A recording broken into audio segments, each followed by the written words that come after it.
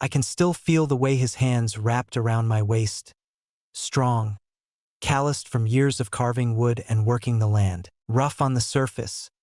But when he touched me, it was anything but rough. His lips were hungry, demanding, yet somehow so tender they made my entire body tremble with every kiss. My back pressed against the old barn wall, the Texas sun pouring through the cracks in the wood, warming the bare skin of my shoulders. My breath came in quick, desperate gasps as his mouth found its way along my neck. The scent of fresh-cut cedar and sweat filled the air, earthy, raw, unmistakably male. Felt real, felt forbidden, felt like stepping off the edge of a cliff and wanting to fall. His body pinned me there, hard and ready, every muscle tight with longing. I knew I shouldn't be there. I knew how dangerous it was, but in that moment, nothing else mattered except the fire raging between us. Thank you so much to all my amazing listeners of Claire's Secrets. Your support, your comments, your love, they mean more than you know. If you're new here, make sure to hit that subscribe button and turn on the bell, because what you're about to hear, it'll keep you awake at night, thinking, feeling, wanting. But let me take you back to where it all started, because this story didn't begin behind the barn. It started the day I walked into his workshop by mistake. It was a Wednesday afternoon, the kind where the oppressive Texas heat clung to your skin, suffocating and relentless, as if it were a living entity intent on making its presence known. With a tray of lemonade and sandwiches balanced precariously in my hands, I searched for Richard's new carpenter, the man he claimed could fix anything with his bare hands. The weight of expectation hung in the air, thick and palpable. I discovered him by the weathered fence, a hammer gripped tightly in one hand, beads of sweat cascading down the arch of his back. Lucas, his shirt lay abandoned on the grass, a silent testament to the chaos that had unfolded. Every sinew along his arms and shoulders flexed with an intensity that spoke of hard-earned strength, a raw elegance found only in those who toil with their hands, shaping their destinies through sheer effort. I lingered there, the tray trembling in my grasp, my heart racing with an urgency that felt almost unbearable. He must have felt my presence, for he suddenly turned, his brow glistening with sweat as he offered a smile that held a world of unspoken tension. A slow, easy smile that pierced through me like a dagger, leaving a lingering ache in its wake. "Good afternoon, ma'am," he murmured, his voice a gritty whisper, like gravel caressing the softness of velvet. I swallowed hard, struggling to maintain a polite smile that felt like a fragile mask. "Claire," I insisted, moving closer and placing the tray down on a nearby table with a deliberate clatter. "Feel free to call me Claire." He chuckled softly, a sound that seemed to deepen the already oppressive atmosphere. "All right, Claire," he murmured, savoring my name as if it were a forbidden delicacy, each syllable dripping with unspoken desire. I thrust the glass of lemonade into his hands, the tension thickening in the air between us. Our fingers brushed, a fleeting moment, yet it held the weight of 1,000 unspoken words, just enough to ignite that spark, that electrifying jolt coursing deep beneath my skin. This was far more than a mere handshake and a smile. The air crackled with unspoken tension. He drank, his throat working, muscles taut and flexing. His eyes locked onto mine with an intensity that sent shivers down my spine. And for a moment, a heartbeat, the world around us vanished.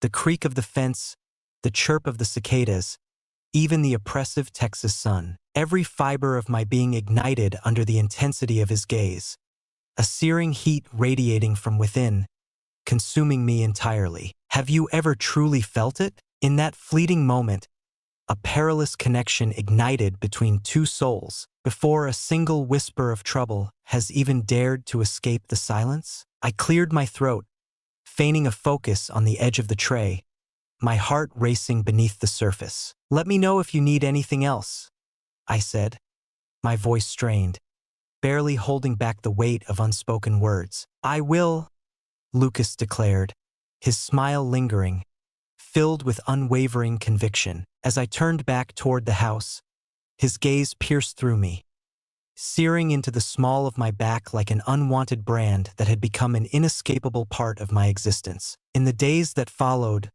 Lucas seemed to infiltrate every corner of existence, repairing the shattered stable door, restoring the garden bench, struggling against the relentless grip of the wild ivy that had ensnared the old fence line. Each time my gaze fell upon him, the way his jeans clung to his hips, the effortless strength of his muscles glistening in the scorching sun, that tantalizing, forbidden sensation within me intensified. Wilder, our words hung in the air, unspoken and heavy, only a handful of courteous phrases exchanged, barely scratching the surface of what lies beneath. Yet, the unspoken words hung heavy between us, our eyes revealing the truths we were too afraid to voice. One fateful afternoon, I stumbled upon him, lost in concentration as he meticulously sanded a piece of oak near the barn, the air thick with unspoken tension. The air hung heavy with the pungent aroma of sawdust and sweat,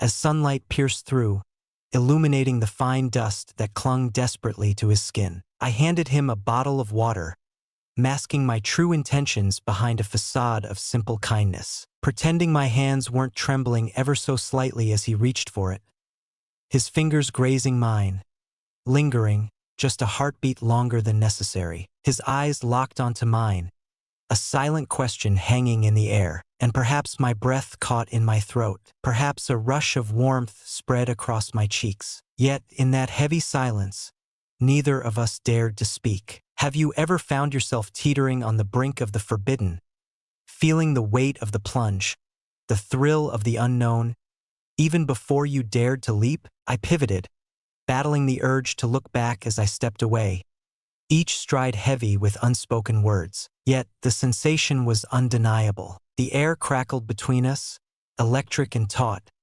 as if it could snap at any moment. And deep down, I felt it, the inevitable moment when one of us would break. It unfolded on a Friday evening, as the Texas sun sank into the fields, casting a haunting glow of gold and crimson over everything. The air was thick, heavy, vibrating with an intensity that was almost palpable. I had been restless all day, every part of me alive with an electric tension, as if my body was acutely aware of the truth my mind was desperately trying to deny. Lucas stood in the dim light of the barn, each strike of the hammer echoing like a heartbeat as he drove the final nails into the new trellis, the weight of the moment hanging heavy in the air. Shirtless, sweat glistening on his back, muscles shifting and flexing with a raw intensity that seemed to echo the very heartbeat of the sun. And I donned the most delicate sundress I possessed, the fabric clinging to my skin with every languid whisper of the breeze. When our eyes locked from afar, it felt as though a fuse had been lit, quiet yet unavoidable. Without a moment's hesitation, I moved toward him, each step echoing like a drumbeat in my ears. He caught sight of me approaching. He placed the hammer down, the weight of the moment hanging heavily in the air. And then, he lingered in the silence, heart pounding, anticipation thick in the air. I halted just inches away from him, my gaze drawn to the delicate particles of sawdust scattered in his hair, the unmistakable scent of salt clinging to his skin enveloping me. For a fleeting moment, we remained frozen, caught in the harrowing balance between choice and catastrophe. Then he reached for me, slow, almost reverent, and slid a rough, work-worn hand along my jawline, tipping my face up to his, igniting a spark that crackled in the air between us. The first kiss was anything but gentle. It was profound, overwhelming, insatiable, akin to a man submerged, gasping for breath as he finally breaks the surface. I gasped against his mouth, my hands racing to his chest, sensing the frantic pulse thrumming beneath his skin. He shoved me against the barn wall, the aged wood radiating the lingering warmth of the day's sun. His hands glided down my arms, tracing my waist, lingering at the edge of my dress. With a slow, deliberate tug, the fabric ascended, revealing more skin to the insatiable dusk. Have you ever experienced a kiss so profound that you lost all sense of self, blurring the lines between you and them? Lucas's hands explored, gliding over the curve of my hip, the delicate small of my back, the fragile arch of my ribs. Each touch held a weight of unspoken promises. Each touch lingers, a silent inquiry. Is this what you desire? Are you able to withstand it? I responded in silence, leaning into him, absorbing his warmth, the barely contained tension thrumming between us. His mouth abandoned my lips, descending to my neck, nipping, tasting, asserting his claim. I grasped him tightly, my nails sinking into the firm contours of his shoulders, drawing him nearer, deeper, until we were entwined in a desperate dance of breath, skin, and insatiable longing. The world around us faded into obscurity. Only the jagged edge of wood pressing against my back, the burning heat of his touch igniting my thighs, the intoxicating thrill of surrendering utterly, unabashedly, to him. In the aftermath, I would search for that pivotal moment when everything slipped away from me. Yet, it remained elusive. Only the fire consumed the silence, its flickering flames casting shadows that danced with an unsettling urgency. The fire consumed us entirely, leaving us vulnerable and exposed, incinerating every shred of defiance we had left. And God help me, I never sought salvation. Have you ever experienced a touch so pure, yet sensed, in the depths of your soul, that it would alter the course of your life forever? In the days that followed that fateful night, reality twisted into a chaotic yet breathtaking tapestry, each moment charged with an electric intensity. Each fleeting gaze, each caress, each fleeting second was charged with the echoes of our past and the tantalizing anticipation of our future encounters. Lucas discovered countless reasons to stay, drawn into the moment's gravity, repairing the fence that was never truly broken, examining the garden beds that have blossomed, each petal a testament to their struggle and triumph. I discovered excuses to step into the world beyond, feigning the act of nurturing the blooms, feigning a desperate need for something from the shed. Each time our paths intertwined, the atmosphere crackled, laden with desire, burdened with unspoken truths. In the depths of the shadows, kisses were stolen, each one a fleeting moment of passion and secrecy. Fingers grazed the delicate skin just beneath the hem of my dress, igniting a spark of anticipation. Breathless whispers that held the weight of unfulfilled promises, echoing the truth we both dared not confront. Have you ever experienced the weight of an entire lifetime in just one fleeting glance? Did you realize you were dancing with flames, yet reveled in the searing heat all the same? Yet, fire, despite the warmth it offers, ultimately consumes all it encounters. And ours was no exception. A week later, it unfolded, a fleeting moment of recklessness, a message I regret sending. Come find me behind the barn. I believed Richard was still gone.